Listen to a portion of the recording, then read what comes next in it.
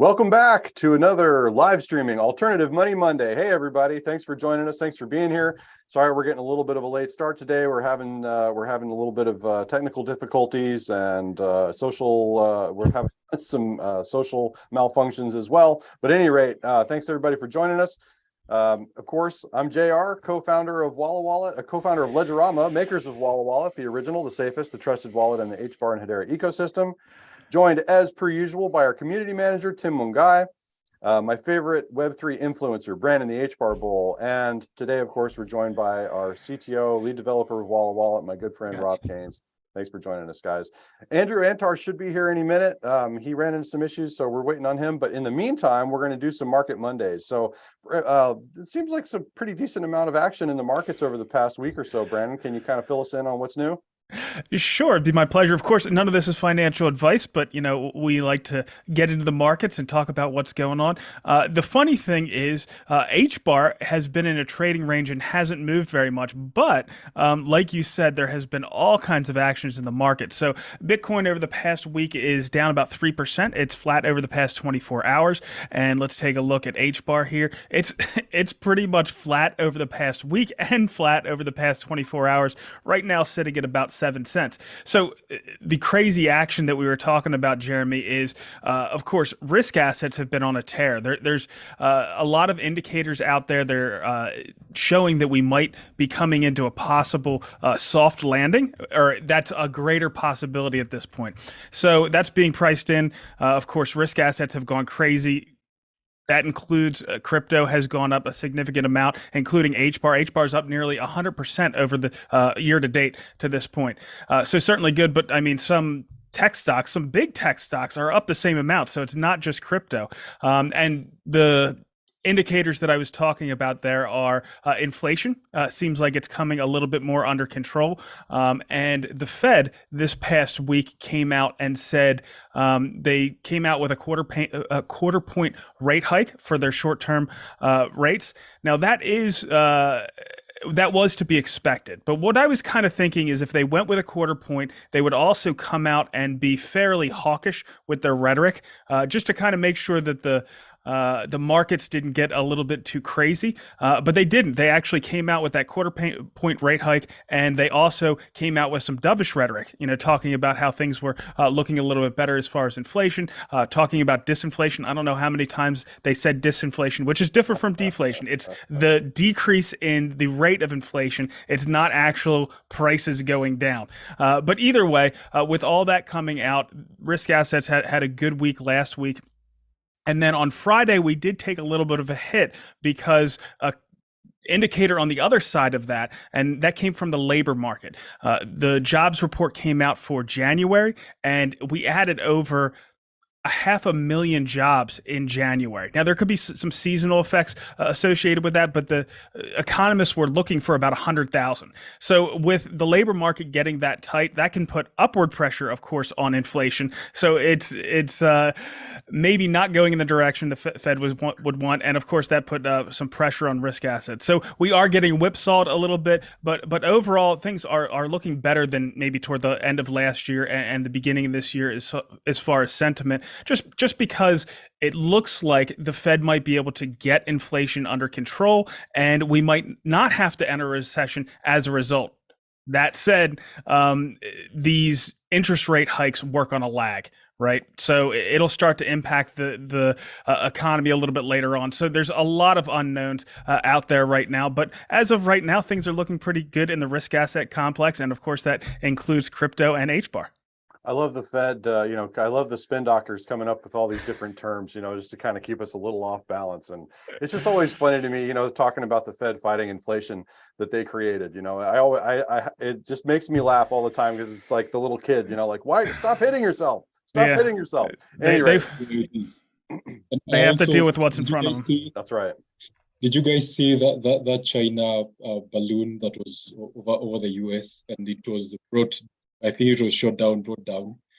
And I saw someone comment on social media that's the government trying to bring down the inflation. Oh. You get the joke. That was the fear. It would come down like that balloon after getting shot out of the sky.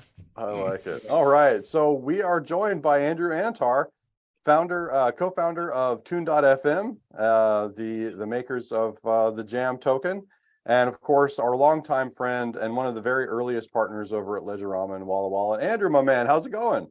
Hey, how's it going? Doing good. All right, right. Thanks Hey, for Andrew. joining us. Hey. So what part of the world are you in these days? Are you on the West Coast these days? Are you down down in the South? Or are you back home in the Northeast? Back in Philly. All Getting right. ready. Cool. Nice. Ready to Nice to meet represent. you, Andrew. I think it's the first time we've actually met, interacted. Yeah, nice to meet you. Yeah, really honored to have you. Thanks. Yeah, thanks for joining us. All right, so we'll go ahead and jump right into it, Andrew. So you're, as always, I mean, really since the very first day that we talked and met, I mean, you're just a busy guy, one of the busiest, most active projects, really in Web3, but definitely in the Hedera ecosystem. Flagship use case of, as you know, as everybody knows, I feel that way. And of course, Rob and I both being musicians as well. Tune.fm's always spoken to our hearts and to our souls. So we love the Tune.fm project and happy to have you up here. So with just I don't want to spend too much time on it because most people are probably familiar with it, but for the folks that are watching that may not be familiar with the Tune.fm vision and mission, can you tell us just a bit about the vision and mission and how you've been working to achieve that up to this point? Yeah, sure. And thanks for that. Tune FM is essentially a Web3 decentralized music streaming platform and music NFT marketplace. And our motto is when the music gets played, the artist gets paid. And our mission is to help artists monetize in ways like never before. And so what are some of Tune.fm's latest achievements and milestones? Like I said, like I mentioned, you guys are always busy with something new or re-engineering something that, that had to be re-engineered. So what are some of the latest achievements and milestones? Has your strategy changed at all over the past year or two? Yeah, so in the past year, we've been working on building the music NFT marketplace aspect, and that's the ability to mint music NFTs and sell them on the Tune FM marketplace, which is a Jam marketplace. And so the latest update is we've finally been able to deploy this to production. So right now it's in private beta, but going to be launching publicly. The plan is this week with some. Wow. So it's pretty timely, and look out for the music NFT marketplace that's going to drop. Right, and we are, and of course, with version 2 of Walla Wallet, we recently support multimedia NFTs. So I think people will be able to get really a real first-class experience of these music NFTs via Walla Wallet. So there's a lot going on. I mean, the NFTs, particularly multimedia NFTs, it's a big task, right? I mean, you've got to deal with hosting and storage and all these things. So could you talk about some of the challenges and some of the successes you've had with the NFTs, with both the NFTs and the marketplace? Yeah, so essentially we're creating a multimedia NFT marketplace specifically for music, and so everything is stored on IPFS, and it's HIP 412 compliant. So you can have multiple songs, multiple images, multiple videos, multiple files, all within the same NFT if you like. And we've created a system where artists can create multi-tiered drops, so they can actually basically drop a group of NFTs together. And so you could have, say, a gold, silver, and bronze tier with different levels of unlockable perks. And we've also built this unlockable perks, essentially a protocol where there's a locked content component that's encrypted and it's token gated. So you can essentially deliver to your fans exclusive experiences or exclusive access to communities or discounts or anything through these unlockable perks.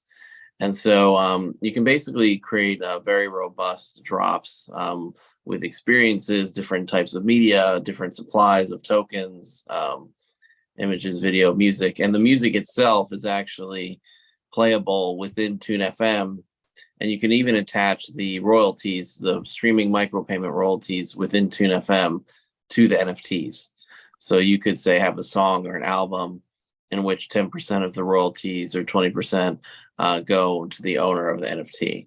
So that's a really effect where you can actually participate in the upside with the artist. That's what I love about these about the HIP 412 compliant NFTs, the multimedia NFTs, the ability to really bundle an entire experience. You know, we're rapidly moving beyond, and I've talked about it before, but the evolution of NFTs, we're moving into a realm where you can really encapsulate so much of an experience within the one NFT, and again, it creates that lasting digital impression with the user. It creates great things like the royalty streams from the NFT, token gating. I mean, there's just so much utility within these. It's really awesome to see. So how has the response been from the artists on the NFTs?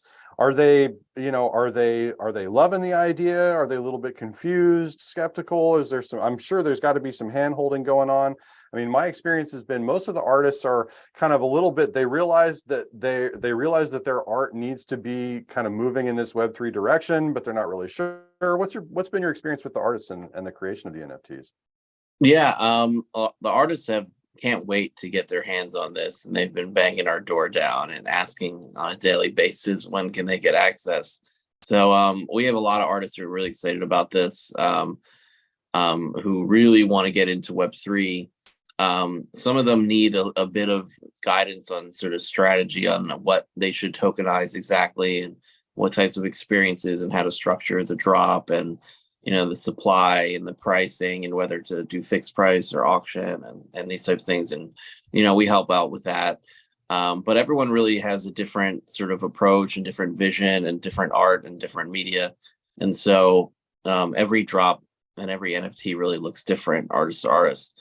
Right. And yeah, I mean, we're essentially enabling artists to sort of launch into Web3 by tokenizing various experiences and media, and we really focus on high utility type of experiences. So things whether it's real life or virtual, like backstage pass with the artist or FaceTime with the artist or having the artist write a song for you, or we really are encouraging artists to deliver super high utility experiences and unlockable perks with their NFTs.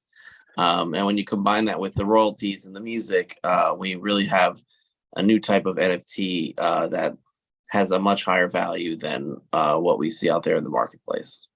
Right. And of course, Walla Wallet and Ledgerama, we're also looking to collaborate with creators and influencers in this space and kind of get an idea of how we can help them create that lasting fan engagement and get new fans and, continually re-engage the fans. So, certainly interested to hear a little bit more, in the future of a little bit more about your experience with that. And of course, if folks need some assistance in that direction, or if there's any way that Ledgerama can help you, with your efforts and kind of getting the artist onboarded. I recently I was down in Miami at Quantum Miami, and that was definitely overwhelmingly the response was positive on the NFTs. The artists that are not involved in that space, they realize that they need to go in that direction. They just, they're just not really sure where to go. They definitely need a little bit of hand holding. So looking forward to collaborating on some of that. I do have a question to you, Andrew. I saw in your commercial, latest commercial that you guys released, I think last year, you guys mentioned that you're actually partnering. One of the artists that's really interested in this project is Beyonce, and I'm really wondering if she's among the artists who's really interested, who's waiting for this thing to go live. And how was the connection made? How did you guys reach out to such a big shot? Yeah, so we have Beyonce on the platform. You can stream her music right now. We did a deal with Matthew Nolan's father, and he owns a music label called Music World Entertainment.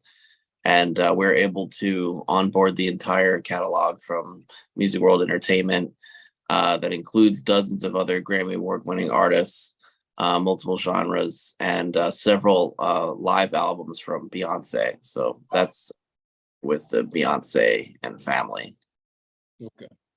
Yeah, and that's been that was an early part of the story. So glad to see that relationship has continued, because I know that that's really strong. I mean, talk about an A-list star. Yep. So Andrew, for your resources that you're storing for the NFTs, are they stored on IPFS, or are they stored in central servers and then token gated using some kind of plugin for like a Apache or Nginx server? Or how are you managing that? And what are you finding as with regards to the performance on IPFS for streaming files? And you probably handle video too.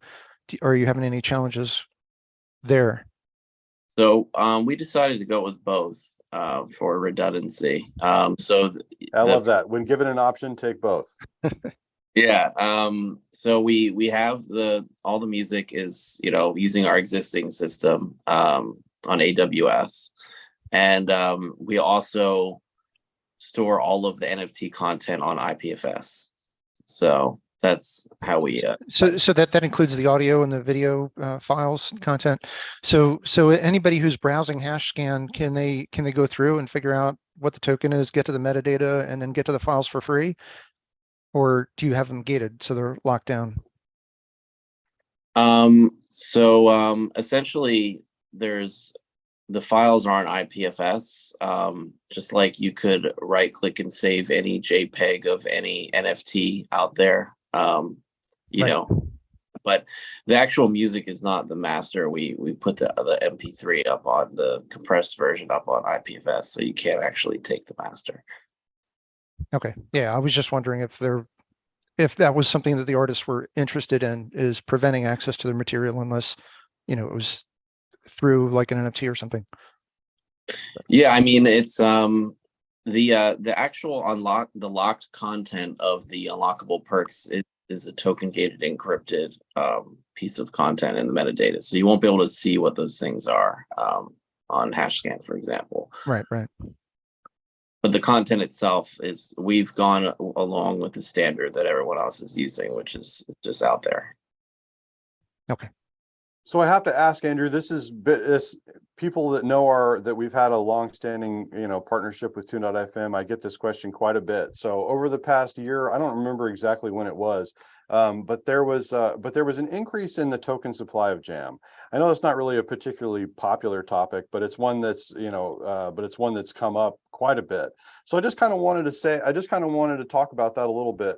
I mean, Tune.fm has always done a fantastic job of holding its head high and marching on, soldiering on, working through all of these. I mean, the myriad of technical issues that, that both your team and your project, and of course us at Ledgerama and Walla Wallet. I mean, we know that there are no shortage of technical challenges and things to overcome. You guys have always done so well at soldiering on past that. With the increase in the token supply, I have to imagine that posed a particular challenge for your project and your team as well. Could you talk a little bit about the rationale behind the increase in the supply, and what do you think really should give the token holders confidence that this is continuing to be a good?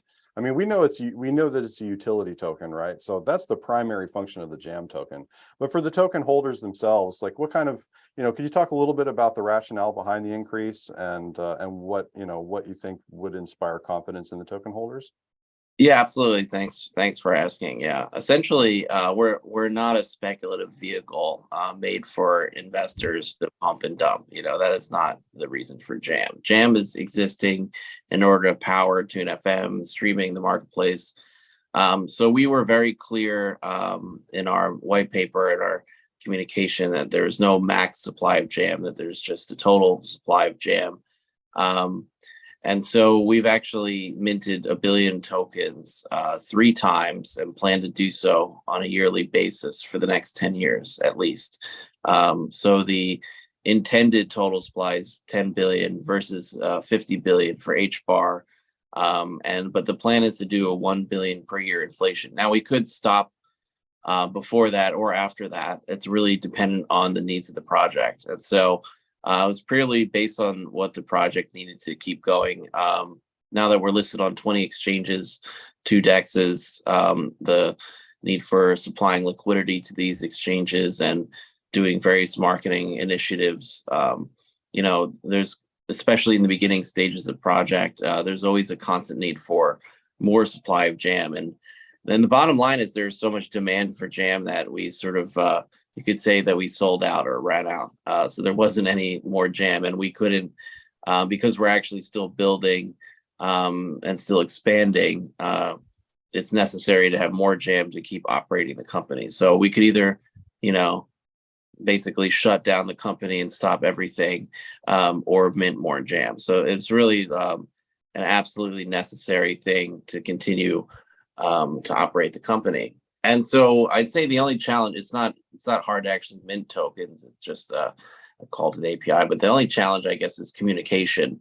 But because even though in the white paper did not, state a maximum supply, I guess some folks who had bought jam didn't realize that even though there's a mint key, an admin key, and all these things are publicly available, and we never contradicted ourselves technically, we never were very specific about how much we might or might not mint in the future. And so there's some communication challenge there. So we decided to update the white paper to include our plans and be a bit more specific about that. So going with the 1 per year token inflation sort of target and schedule. And that's still subject to change because, the needs of the business might or might not change, but that's our stated goal. And we just wanted, and we didn't want to say anything specific because we didn't want to lock ourselves into something, because essentially, when we say we're doing something, we're not going to change, then we're expected to abide by that. And so we've keeping it relatively open-ended because we can't anticipate what future challenges or future needs the business might or might not have. The idea is that because all of the income on the platform through all the transactions is through jam, so 10% of every transaction, micropayments or NFTs, is jam going back into the treasury. So that's a deflationary type of mechanism. And our goal is so that there's essentially the deflation is equal to the inflation. So it's sort of like the way the Federal Reserve works. They try and keep inflation at 2%. They're obviously not abiding by that.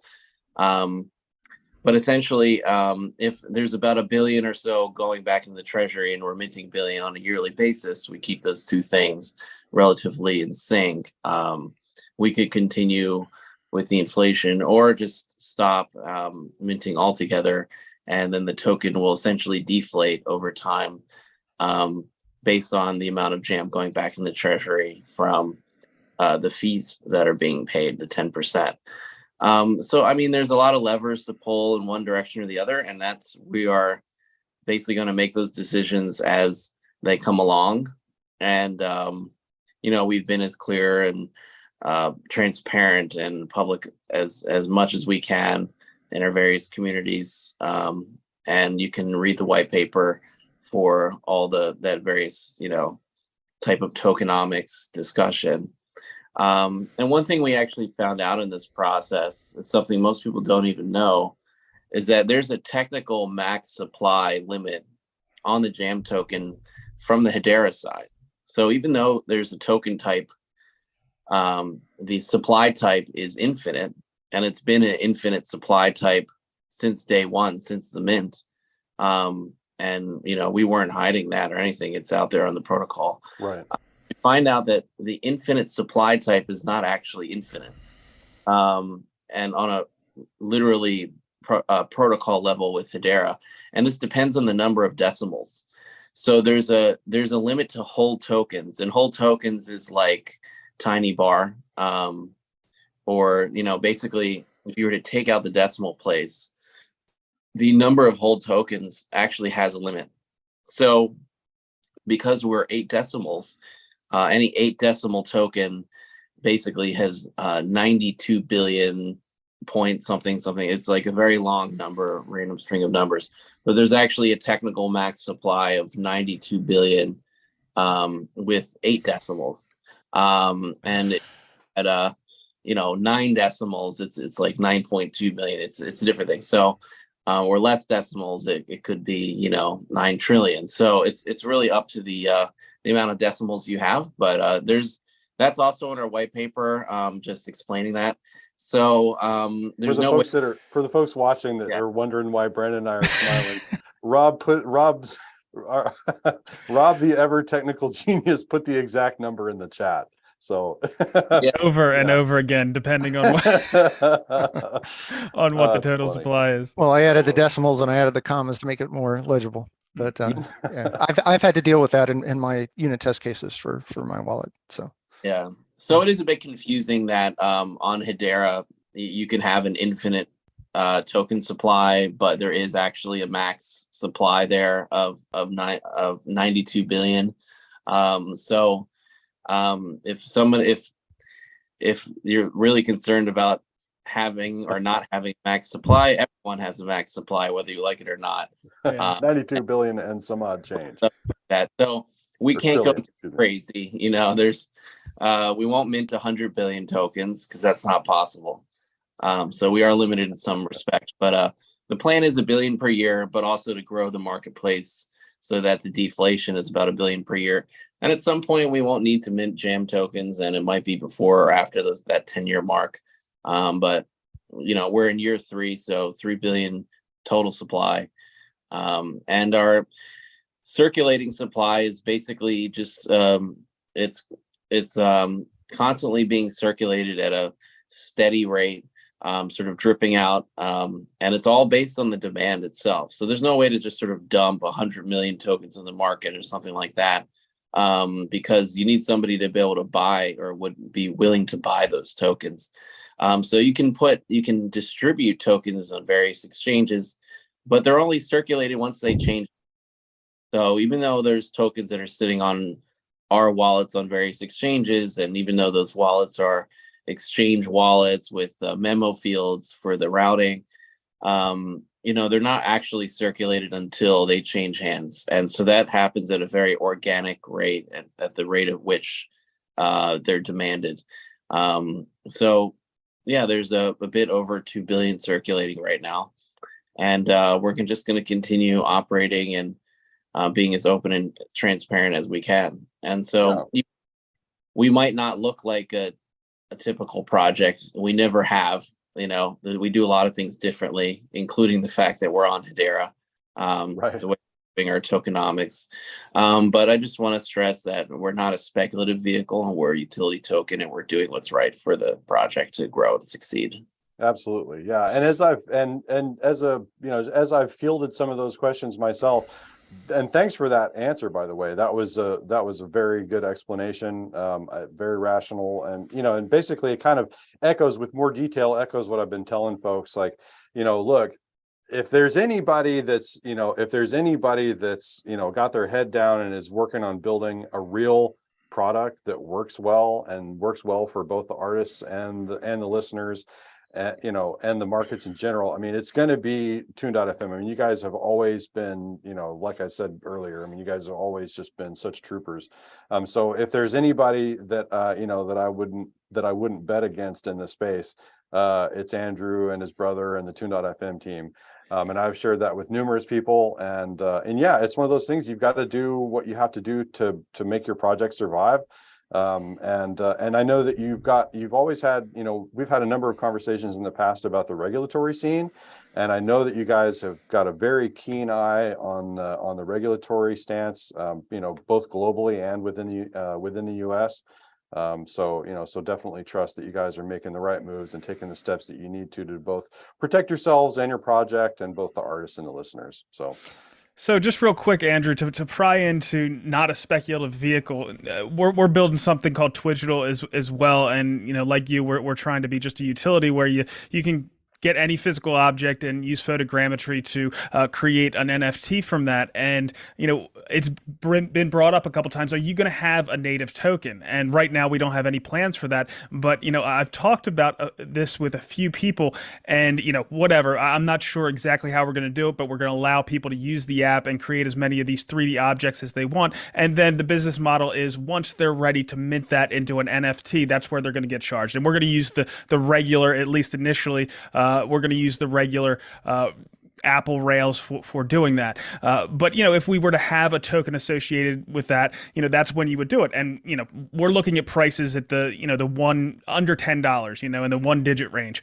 And it would be crazy to speculate on something like that, because if you can go and just use the same app and do the same mint feature for whatever, we'll call it $5.99, and mint it. Well, if you were to use the token, and there's no point in speculating on that, because you can still pay the exact same price, using the regular Rails. So is that kind of the way you're looking at it? Like it's just a straight utility token, like a gift card that you're buying beforehand to go and then use your service? Yeah, I mean, there's a lot of reasons why we have a token, versus using traditional payment rails, debit, Visa, or even using HBAR for that matter. And the reason why we went the Jam route. But yeah, it's a straight utility token. It's not a security, obviously not a speculative vehicle meant or a meme token either, which has no use. We've been demonstrating our utility, and it's been being used for music streaming for over 2 years now. And so even before HTS, when we had the Jam token, which was a sort of modified ERC20 version of the token, and there's a whole blog post about that. We've been using Jam specifically for paying artists for music streaming directly in micropayments. So whether that's a fraction of a cent or a few pennies at a time, something that you literally cannot do with traditional payment rails. Anything under $5 or $10 is sort of very cumbersome to use Visa and debit, because you have a 30 cents plus 3% fee that you pay to Visa. And so their business model has basically made micropayments impossible. And so even though they're doing potentially 50 million transactions per second around the globe, they're not doing any small transactions. So we wanted something that's super scalable, that has a high throughput and super low fee structure like Hedera, that can actually do micropayments at scale. So micropayments at scale is the goal, but we also don't want to have users or ourselves come out of pocket to buy a token that we have no control over, in order to start using the product. So just like the first use case for Jam, besides it, well, obviously music streaming is the main use case, but the first thing we need to do that we do is when you sign up, you get a reward for signing up, and you get airdropped starter tokens, so you can start listening to music right away. And we felt that if you were to sign up and not be able to listen to music, that would be a terrible experience.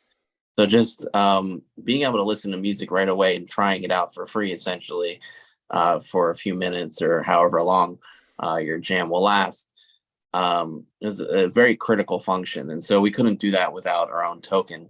And all sort of incentives sort of fall into that same bucket. So whether we're incentivizing you to upload music or share with your friends, using invite code to get rewarded with tokens, or even our play to earn function, where artists can promote their music with the Jam that they earn to first time listeners. You can play to earn, anything where we incentivize the ecosystem to grow, that requires Jam. And so having control over our tokenomics, our distribution, and all these things is what really made it necessary for us to have Jam.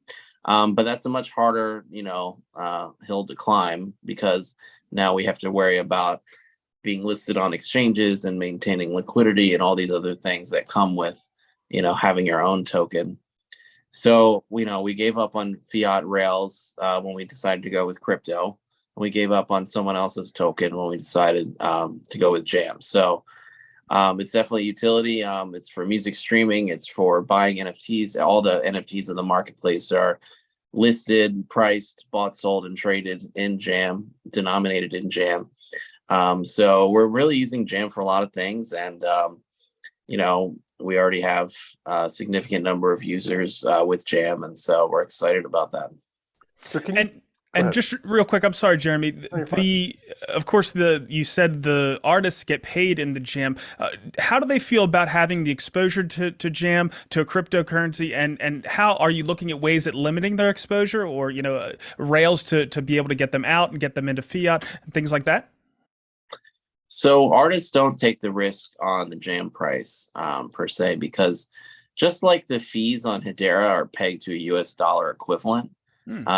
And so a token transfer being paid in Tiny Bar, you could pay 100,000 Tiny Bar one day and 200,000 Tiny Bar the next day, depending on the price of H bar. Sure. So it's pegged to a specific fiat price. In this case, it's 1,000th of a penny or 100th of a penny. So Jam is pegged. The Jam is not pegged, but the rate for music streaming is pegged to a penny per minute. So it's denominated in seconds. So it's, 1/60th of that. But essentially, depending on the price of Jam, which could go up or down, the artist is getting paid a penny per minute equivalent based on the number of seconds that is streamed. And so they have the choice to let their Jam accumulate or off ramp it in any way, whether they send it to an exchange or use one of our off ramp partners. So we're integrating with Banksa. And also Sardine, which is their off ramp is coming probably in Q2. So there's many ways to get out of your Jam and into fiat if you need it, or you can use your Jam to promote your music within the platform so that first time listeners can actually get paid to listen. Or you can use your Jam to mint NFTs, or you can let it accumulate and save, and you can speculate on the price of the token if you wish. So it's really up to the artist. But we didn't want them to take the risk on the price. So no matter what the price of Jam is, the artist is always getting paid the same fiat equivalent rate. Okay, so they're not taking the exposure when they're actually getting paid, but then they can choose to take the exposure or use one of your off ramps like Banksa or something along those lines to go straight into fiat if they wish.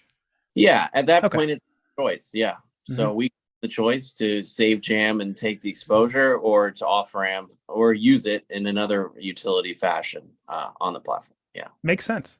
Yeah. Yeah, big shout out to the Sardine team. So Sardine.ai, really great team. Rob and I have, we onboarded with Sardine very recently. So that was, part of our, one of our recent releases. So great team over there. And I'm really glad to see that you're working with those folks over there, because I think they do some great work at Sardine. And actually got to meet Addie over at Quantum Miami, the co-founder of Sardine, and had a nice chat. So not only are they a stellar team, but they're stellar people as well. Had a great time chatting with Addie over a cold beer on one of the after parties. So great team. And the play to earn. So this was something fairly new to me, and fairly new to the Jam scene. I mean, at least within the past 6 months or so, I believe. So could you tell us a little bit about the play to earn? Because I think that's really exciting as well. I hadn't heard about it, and then once I dug in a little bit, I was like, oh wow, okay, so this makes a lot of sense. But rather than me talk about it, could you tell us a little bit about the Tune.fm play to earn schema? Yeah, absolutely. And thanks for mentioning the Sardine thing, because I believe you made the introduction. So we're happy. We actually upgraded our whole KYC system and used Sardine for device intelligence and behavioral metrics and document verification, KYC. So a very sophisticated system. Right. Absolutely. And building all their fiat on ramps and off ramps into their API. So soon we'll have, very native sort of integration to be able to buy and sell Jam right within TuneFM.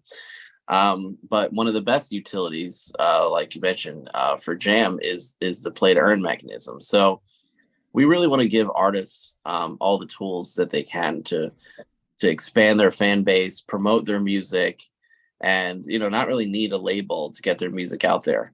But it does require some investment to market your music. So it's sort of like when you have a Facebook ad exchange, you have to pay for ads to get new eyeballs. But instead of having ads on the platform, we're very music focused. So we want artists to be able to promote their music directly to listeners. So instead of playing an audio ad from some car company, if you want to, you have the choice to listen to promoted content, and that is actual music that's catered to your music taste. So there's going to be, or actually already is, a pool of music on Tune FM that you can listen to that's promoted by artists. So artists basically put up a budget of jam with which to promote to first-time listeners. So only for the first time that you listen to a song can you get paid to listen. So if you listen 2 or 3 more times, you're paying back to the artist. So that's an actual ROI for the artist. And whether you listen to that song or other songs from that artist or in the same album, if the music is great and the listener really loves it and connects with the artist and listens to more of their music, then that investment in their promotion actually can earn an ROI on their marketing dollars or marketing jam, essentially. So for every song they can promote their music with jam, set a budget in jam, and that's basically put in an escrow account and deducted against as first time listeners listen to it. So that's the play to earn. So from a fan perspective, you can literally play music to earn jam. It's not playing a game, it's actually playing music to earn jam. And so you get to earn jam listening to new stuff that you've never heard before, and you've never heard it before because we can verify that. And so it's really exciting that we can offer artists this opportunity to promote their music, but also for listeners to actually earn jam. So it's not all net debit against their account. They can actually help the ecosystem grow and discover new artists and help artists earn an ROI on their marketing budget. Yeah, I think that's a fantastic, I mean, that's just what a great idea. Kudos to, whoever or whichever people on your team, came up with the idea of doing that. I mean, because from day one, I mean, the idea for me, you have that interactive global map. And from the very beginning, the first time I ever, played around with Tune.fm, I mean, to be able to interact with that map and pick an artist from a region that I probably know nothing about, to me, that was really exciting to begin with. But now to give the users that kind of incentive to where they can kind of move around and check out different artists and get familiar with the platform, and at the same time earn some jam so they can continue on with the platform. I think that was a great move. Really smart. Really like that one. Yeah, we still have the map, and that's, part of our mission is to sort of break down the geographical barriers to music, because music is a universal language, and there's music all around the world that doesn't really see the light of day in the US and is not promoted or licensed in the US. Right. And so, we want to open everything up to the listener, and you can just sort of go to any random city or country or region in the world and see what the local music is like there. Yeah, I love that. It's always been one of my favorite features because it's, definitely music lovers, Rob and myself, musicians as well. And I certainly have the tunes that I like. I've got the stuff, that's in my library, the stuff that I kind of, if I'm washing dishes, stuff that I've heard over and over again. But there's times that I just want to hear something new. I want to hear something, give me something new. And, and of course the YouTube algorithms, they know what I like. So they're going to give me, something that's, kind of in my same wheelhouse. But it's like, no, I want to branch out and I want to listen to something that's totally new, something that I've never heard and would never have heard if it weren't for Tune.fm. So so again, you're just providing a great service for both the listeners and the artists. I think it's awesome. And so we're getting a little close to the top of the hour. I know this is a little bit of a diversion. This isn't this isn't maybe the more exciting stuff, but I'm kind of a nerd and I love talking about the regulatory stuff. And Andrew, you've always had such a keen eye on the regulatory stance. Can you tell us just a little bit about, we talk about utility. How have you pushed that message? So what, if you can, just for other folks that maybe, for other token creators or other projects or people that are just generally curious, what's your approach to make sure that, that you stay within, the regulatory bounds, both globally and within the US? Yeah, it's an important question and topic. And the reality is that we're still in a regulatory gray area. There isn't much regulatory certainty at this current moment, but we sort of know what we're shooting for, the North Star of where we want to be. And from a legal perspective, lawyers can't really give you definitive answers saying you have to do this because these are the rules that you follow. Because since there are no rules, they're more like you should probably try and be more like this and less like this. So that's sort of the spec we have to operate on. And so, we've tried to do our best to adhere to best practices in the industry, having various entities in the US and internationally, and also not being listed on any US exchanges. So technically there aren't any, US buyers of the token unless they're an accredited investor in the pre-sale. There's no, at which point, before the token is launched and before it's being used as a utility, is technically considered a security. But then once the token is actually being used in mass, and sufficiently decentralized, these are sort of, it's hard to say exactly what constitutes something as sufficiently decentralized, or but what the lawyers do agree on is that once the token is being used by many thousands of users, as well as being traded on multiple international exchanges, it can be considered sufficiently decentralized and therefore a utility. So the main argument right now legally is, and from the regulatory perspective, is at what point does this token convert from a security to a utility? And where do we draw the line, right? And so our goal is to go well past that line and so far into the utility sphere that there's no question as to the fact of whether we're a utility, because it's generally regarded that Bitcoin, Ethereum, and a lot of tokens out there are utilities, and other ones that are either in pre-sale stage or being tied to earnings or things that, don't pass the Howey test, are clearly securities. And so we wanted to have nothing regarding Howey, and be far, sufficiently decentralized. And so that's why we listed on so many international exchanges and no US exchanges.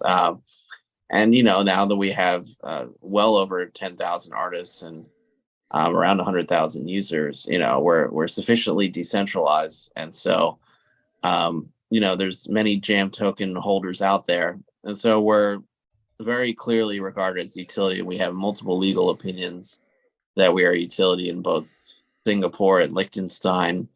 And eventually we'll get a US legal opinion that we're a utility, just confirming what we already know. And then we'll list on, US exchanges at that point, if and when that happens. But also sort of having a quasi lobbying arm, if you will, but a public relations side of things, trying to work on the regulatory frameworks that are out there, working with several congressmen, senators, and others in the space, to not only educate them on blockchain distributed ledger technology, but the need for regulatory certainty. It's one of the areas where we actually need more regulation, not less regulation. And so, because we need to get from 0 to 1, essentially, to really sort of lay out the rules of the game, and have a even, playing, make it equal for everyone to have the rules that everyone can follow, and basically know for sure, have definitive answers from their lawyers that they're doing the right thing, and have rules that they can follow. So I've been working on that. I'm actually going to be joining the PA Blockchain Coalition as an advisor, and basically putting together a proposal for a federal regulatory framework that will help regulate exchanges, token issuers, lenders, token investors, token holders, all kinds of different things. Right. And you're there in Philly. I know that's your home base, and right there, arguably the birth of the republic, was there in Philly. So you're in the prime spot, to really mix it up with the regulators and and legal and push this ball forward, push this boulder up that hill. So definitely want to thank you for that. I know it's not easy. It's very, it's very intensive, both in terms of time and resources. So a lot of appreciation, at least on my end, and I know the rest of the community appreciates that as well, fighting that good fight. So I've got tons more stuff that I kind of wanted to talk about and ask, but we're coming up to the top of the hour. So if it's okay, Andrew, I'm going to reserve some of these other questions for maybe a part 2. And maybe in a couple of weeks you'll come back and we can go over some of these other questions. How does that sound? Absolutely, up to you. Happy to come Awesome. back. All right, cool. Yeah, because there's plenty more that I want to talk about, but I know that this is a long format as it is. So for the folks that are still out there, we appreciate you being out there. We're gonna move on to before we move on to my favorite part of the show, Andrew, if you've got any final words, that you would like to leave with the YouTube audience out there. What would you like to leave them with? What's the best way to learn more and get involved with the Tune.fm project and the awesome things that you're doing? Yeah, well, definitely visit tune.fm. The URL is in the name. Bonus. Join our Telegram community, Discord community, all that stuff. It's all linked in the top bar at tune.fm. But most importantly, sign up, get your jam, and stay tuned for the Music NFT Marketplace that's about to launch. Awesome. And of course, folks out there, we've got close ties with Tune.fm. So if you've got questions, you're welcome to ask us as well. And if I don't have the answer, happy to relay it straight to the horse's mouth, so to speak. So great. Thanks for that. All right. So my favorite part of the show, we're going to give away some awesome jam tokens, courtesy of Andrew Antar and the Tune.fm team. I give you a shout out every week, and it's awesome to have you on here and be able to thank you not in person, but person or over the interwebs. So thanks again for these promotional tokens. So Tim, could you tell us, our Twitter family, is somebody from our Twitter family is going to win 10,000 awesome jam tokens? Can you tell us who it is this week? Yeah, we have a username at 123savo. 123savo is our lucky winner tonight. Right. Tonight, it's in the evening. Yeah. In the region. Yeah. Awesome. All right. So at 123savo is our 10,000 jam token winner. So we'll be reaching out to you via Twitter for that. Of course, and Tim, if there are any questions from the audience, or if Brandon or Rob have any final comments or questions, you're welcome to bring those up, or we can just save them for the next time. Sure. Just a final thought that I had, Andrew, over the long term, with this amazing value prop that you're giving to normal artists, anybody can get in and actually use the platform and experiment with all this stuff. They can earn through the music streams. They can bundle up their music as NFTs, and still that's another income stream as an upcoming artist. And these are very unique features that other music streaming platforms that let me name one. Spotify. Everybody knows Spotify, uses Spotify. And long term, do you see Tune FM being bigger and being embraced, being a beloved product than Spotify? Yeah, well, the goal is to go right past Spotify and essentially disrupt the existing music that Spotify relies on, in which artists are paid close to nothing for their streaming. It's really just to enrich Spotify investors and labels that are supporting Spotify. And nothing wrong with the user experience of Spotify. We've used that as a sort of benchmark. We need to be at least as good, if not better, than Spotify from a user perspective, but also offer things that Spotify can't offer, like the NFTs, like play to earn, all these different aspects that Spotify equipped to deliver. So we eventually want to grow bigger than Spotify, with way more artists than Spotify, way more listeners than Spotify. And of course, they're the biggest competitor in the space. So it's not easy to do that. But eventually, whether it takes years or not, the plan is to blow Spotify out of the water. Andrew, do you have a mobile app or like a CarPlay supported app that I could use in my car? So it's the Okay, Brandon's in got the to road. jump. So Brandon, See you, thanks for being here. Thanks for doing Market Mondays. We'll catch you on the next one. Thanks, buddy. Nice seeing you again, Andrew. All right, yeah, good to see you. Yep. See you, Brandon.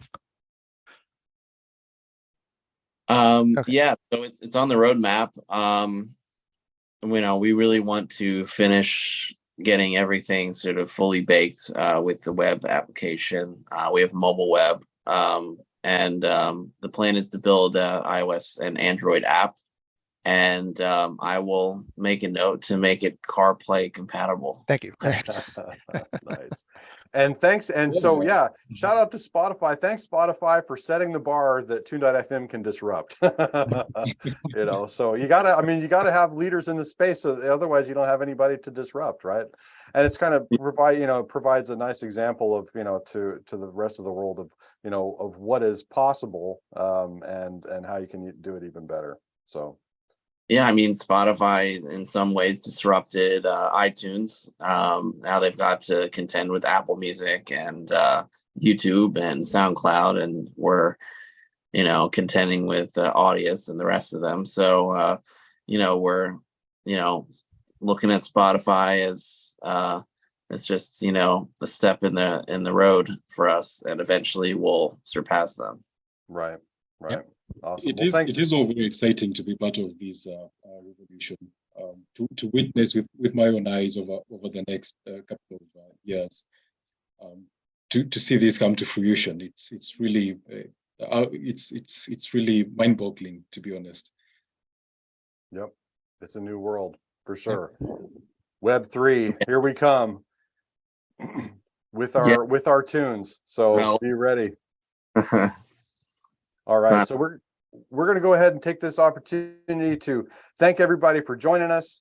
Andrew, thanks for being here. Tim, Rob, you guys know how much I appreciate, and I love you guys. Thank you for being here. Thanks for supporting us. All you folks out in the YouTube audience, thanks for being here. Thanks for sticking with us. I know this is a long format, but thanks for joining us. And the folks that join us, you join us pretty much every week, and the user base is growing. Every time I look at those views, I see a little bit more and a little bit more.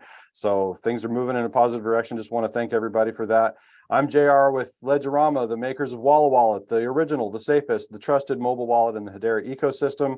And if folks out there, if you like the content that you've seen, please hit that subscribe button. We need subscribers, we need viewers, and we need comments. If you like the content that you see, give us a thumbs up. If you don't like it, give us a thumbs down. But if you give us a thumbs down or a thumbs up, please leave a comment. We love the comments. We love being able to interact with the users and the viewers like that.